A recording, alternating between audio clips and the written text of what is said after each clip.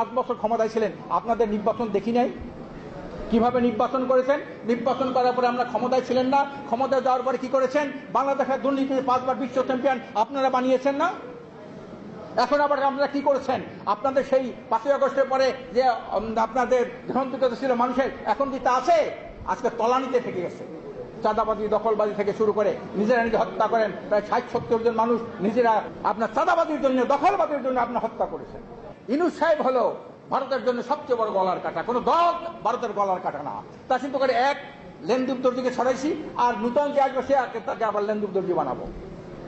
এই ইউনূসকে, ডক্টর ইউনূস সাহেবকে সরানোর জন্য নির্বাচনটা জিকির উঠছে। নির্বাচনে দেশের জনগণ, পরিষ্কার অধিকাংশ জনগণ তারা সংস্কার চায় আগে, আওয়ামী লীগের বিচার চায় আগে, তারপরে সংসদ নির্বাচন চায় আগে। অধিকার কেউ কাউকে দেয় না, অধিকার আদায় করে নিতে হয়। আমি বর্তমান ইউনূস সাহেবকে বলবো, আজকে দেশ স্বাধীন হয়ে 53 বছর, 53 বছরের মধ্যে অনেক নেতার পরিবর্তন হয়েছে, অনেক দফার পরিবর্তন হয়েছে, সরকার কাছে অনেক পরিবর্তন হয়েছে।